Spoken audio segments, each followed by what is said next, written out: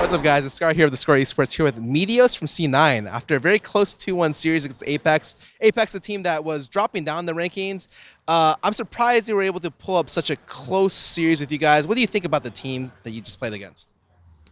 Apex seems like they're a decent team. It didn't feel like they put out as much pressure as like TSM or Immortals, but I think you can say that for pretty much everyone. It seemed like we were a pretty close match today. They're not bad, but I don't think they're one of the top teams.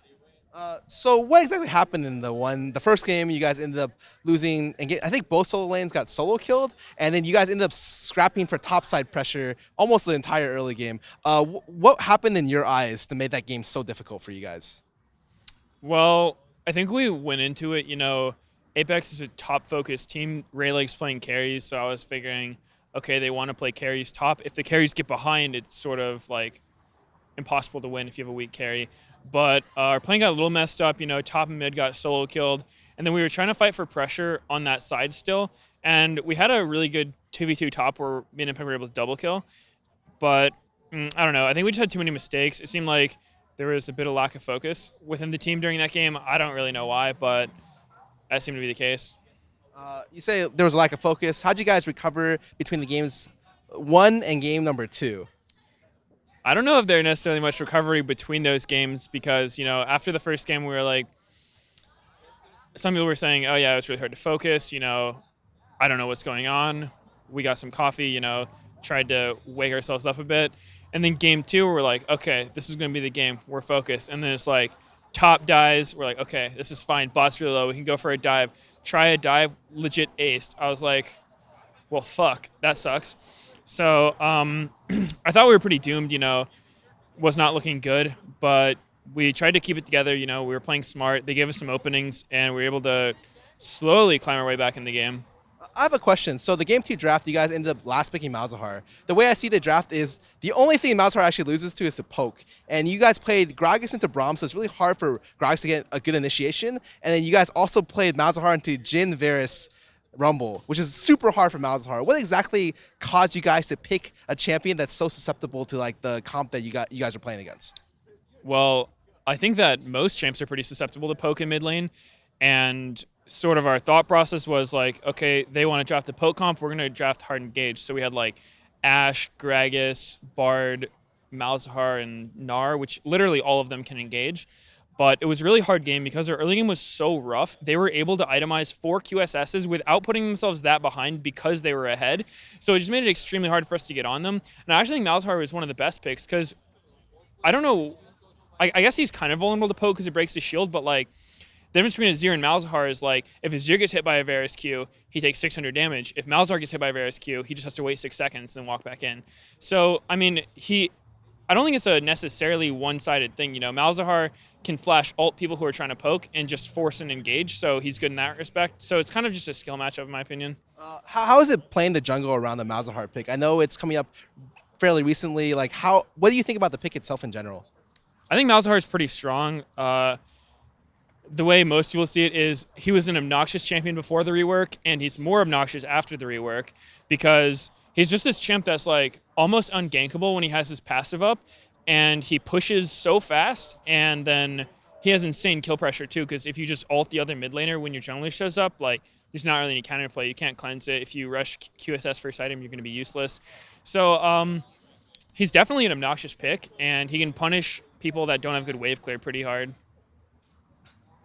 Moving from the second game to the third game. Second game, super close. You guys got an hour-long scrap fest. And the third game, you kind of just ended on a Baron call. They got 2 picks or 2 kills on you guys, and they forced Baron. You were personally able to steal the Baron, which was really good by you. And what kind of happened in that game? Like, was it just like a terrible call from them, or do you feel like you put them in that bad position yourself? Well, I don't really know what the goal was, but from my perspective, it felt like we had a pretty good handle on the game because Azir and Sivir were getting a lot of kills, and we have a, frontline protect the carry comp, and we were getting really strong carries. So it was looking pretty good. I think we messed up a fight where we had 2 casualties in their jungle. I think we tried to catch a lease or something, and then we messed up our engage. Our positioning got compromised, and we got punished pretty hard. I think the Baron was them feeling pretty desperate because, they had Fiora and stuff. I don't know. There was kind of a questionable Baron call because the jungler was still alive and our carries were still alive. So even if they got the Baron, I think they all would have died. So probably not the best call by them. And the Smite, I don't know. I did get a few Smites in that series, but I don't know if I can take that much credit for it because generally with Smites, it's like if the jungler is able to get into the pit, so I almost feel like it's favored for the jungler trying to steal if he's not zoned. And they had Alistair, so I think Special is kind of to blame for that one because an Alistair should never let the other jungler into the pit. It was kind of lucky though. But when you're doing smites, a lot of junglers tell me it's all instinctual. Like you don't see numbers, you just smite. Is that kind of how you do it, or do you try to visualize the numbers going down as well?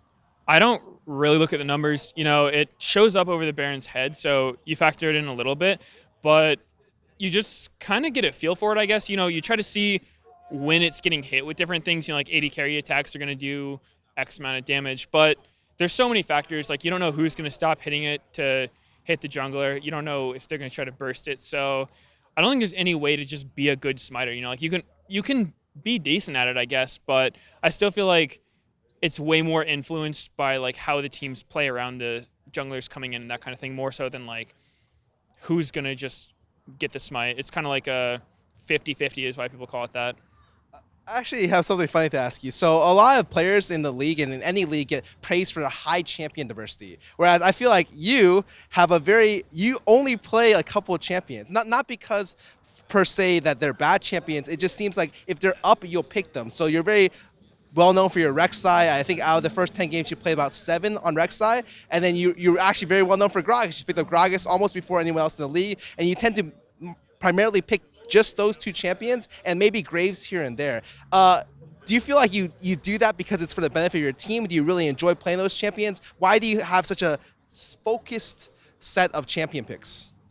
Well, I just try to look at the champions for how strong they are, and I like just playing the best champions. You know, I don't see a reason to gimp myself and my team by picking something suboptimal when I could pick something better. You know, like Rek'Sai, obviously a strong champion, no secret at this point, and Gragas too. You know, across all regions, even in Korea, he's getting banned or first picked. So I think he's a strong champion, and I don't know. I don't really have an issue if people want to say I can only play a few champions because I just try to play what I feel is strongest and get good at it. And the way that you improve at champions is just playing them a ton because I'm not just going to win one LCS game on Gragas, be like, okay, guys, I proved to everyone I can play Gragas. Let's move on to the next one. Pick me Vi or something, and then all of a sudden I have no pressure because I'm playing Vi. So I just like playing what I feel is strong. Do you sometimes get annoyed that you're not able to show off like a wide variety of champions, or are you comfortable just playing like a small amount? I don't care at all about trying to show off or anything like that because the only thing I ever focus on is trying to have a good team. And so, you know, there's no reason for me to pick a bad champion just for the sake of trying to make it look like I play a lot of champions. Because, you know, if other teams think I don't play a lot of champions, they can ban them, they can pick them away, and probably won't be an issue, you know. Speaking about something that happened very, very recently, Bunny just tweeted that he was going to be stepping down from the roster and moving toward full-time streaming. Kind of what ended up happening to make this thing a reality? And was it mainly your decision, your coaching staff, or combination of the two?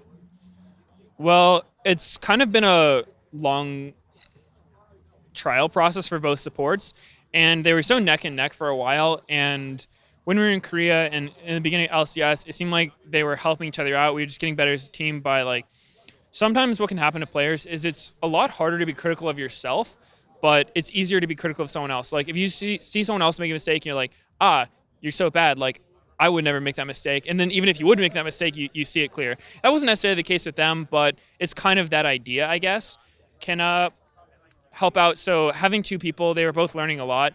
And then lately, it's kind of run into the issue of, you know, we're not really getting that much play time with one guy, so it can be harder to build up synergies and that kind of thing. You know, going for plays, it'll be like, okay, with this guy, this play will work, but this other support didn't have as much experience with that, so things would fail. It would be like their champion pools are kind of different. And so I think I know I didn't really have a say in it because I like both guys a lot, and if I had to choose, I think it'd be way too hard because, you know, I was happy playing with both of them. But it just came down to, you know, like who the coaches felt was the strongest fit for the team. and just focusing on one player rather than splitting the time. Speaking about the coaches, how have you developed as a player? This is your second time back in the LCS. At the first time back, do you feel like you've improved dramatically in terms of in a specific aspect from there to here? Like, do you feel like a more complete player now that you've had some time off the stream, had some like I don't know break time, and you're back in the LCS full time as a competitive jungler? Oh, for sure. I think that skill-wise, from the beginning of the split to now, if you just looked at what I was doing, you couldn't tell a huge difference. But a lot of what I've realized lately more than before is that sometimes when people do the right thing, they're not always doing the right thing for the right reasons. Like, I think a lot of my play, I didn't actually always understand why what I did worked. You know, like people said I had a selfish play style, and that's like kind of true, and it would work somewhat, but not always for the right reasons. It's like it could get better. And so this split, more than anything, I've realized things that I need to improve on, and I've realized mistakes that I was making that I never thought were mistakes, you know? And so just realizing how the game's played and trying to be more open-minded, I guess, because, you know, I can have pretty strong opinions. People know I hate Locket and stuff.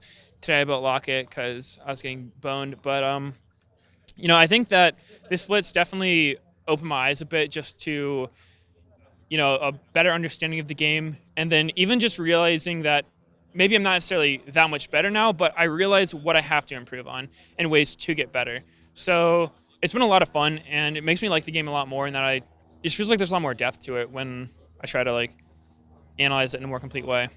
Do you feel like a lot of that kind of mentality is because you have a good support staff around you this time? Like, has Reaper helped you specifically being able to conquer and identify some of these problems?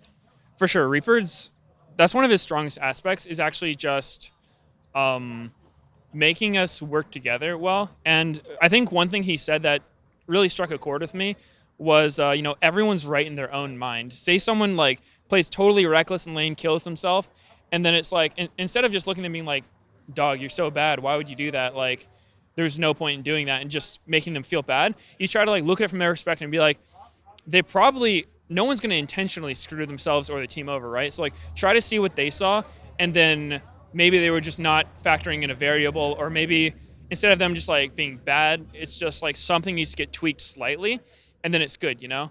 So it's a lot of that kind of stuff, just trying to be really open-minded, accept what people want to do, and then find a way to get everyone on the same page. Well, with this newfound improvement, newfound like mentality, do you have any last words to say to your fans? Anything you want to say to either for them to support you, or anything that you just wanted to say for a while? Oh, for sure.